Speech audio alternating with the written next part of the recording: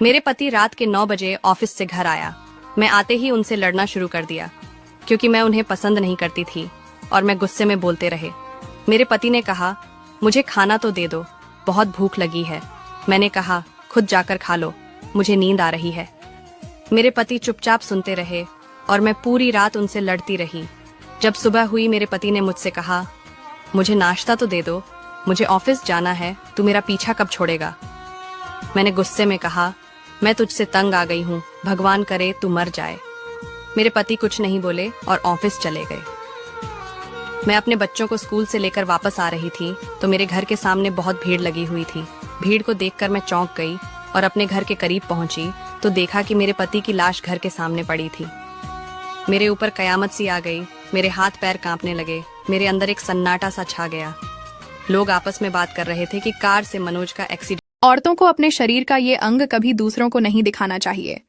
जानने से पहले लाइक सब्सक्राइब जरूर करें। एक स्त्री को कभी दूसरे पुरुषों से अपनी आंखें नहीं मिलानी चाहिए, अन्यथा पुरुष इसे किसी प्रकार का इशारा समझ सकते हैं। पुरुष हमेशा स्त्रियों की आंखों में देखने का प्रयास करते हैं क्योंकि स्त्रियों की आंखों से उनके मन का भाव पता चल जाता है। स्त्रियों को अपनी आंखों को दूसरों पुरुषों से मिलने से पहले जरूर सोचना चाहिए कि सामने वाला पुरुष कैसा है। अगर वह पुरुष गलत होता है तो निश्चित ही वह स्त्री के विषय में गलत सोच सकता है और उसके साथ रिश्ता बनाने की इच्छा प्रकट कर सकता है। इसी कारण से स्त्रियों को हमेशा घूंघट रखने की सलाह दी। मर्द अगर हाथ छुड़ाकर जाना चाहे तो हाथ पकड़कर रोक लो, क्या पता रुक जाए।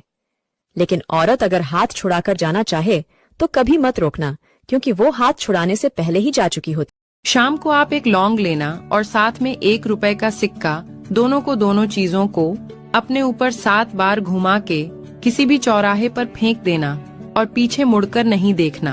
अपने घर चले आना। अगले दिन से ही आपको सफलता मिलना प्राप्त हो जाएगी। जब औरत का दिल मर्द से भर जाता है तो ये 3 काम करना शुरू कर देती है। पहला, मर्द के साथ बदतमीजी करना। दूसरा, मर्द की बात ना मानना। तीसरा, हर वक्त लड़ाई झगड़ा। अगर आप बुद्धिमान हो तो जवाब दो। एक बाप ने अपने बेटे को एक फल दिया और कहा कि भूख लगे तो खा लेना, प्यास लगे तो पी लेना और ठंड लगे तो जला लेना। बताओ कौन सा फल था? सिर्फ कुछ लोग ही इसका उत्तर दे सकते। हर स्त्री के 4 पति होते हैं और आपका नंबर 4था होता है। ये बात आप इसलिए नहीं जान पाते हैं क्योंकि विवाह के समय जब पंडित आपको विवाह का मंत्र पढ़ा रहा होता है तब आप मंत्र का मतलब नहीं समझते हैं। अगर आप मंत्रों को सही तरीके से जानेंगे तो आपको पता चल जाएगा कि विवाह के समय मंडप पर बैठे दूल्हे का नंबर 4 होता है।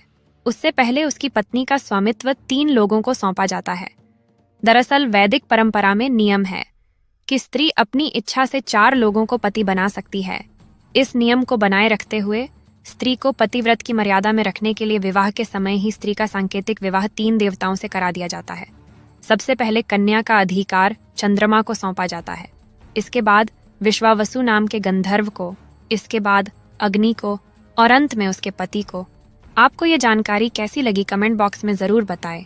100 ग्राम सरसों के तेल में 10 लांग और 1 टुकड़ा अदरक का और 2 लहसुन, इन सब को पीस कर तेल में जला लें। जब तमाम चीजें जल जाएं, तो उस तेल से नफ्स की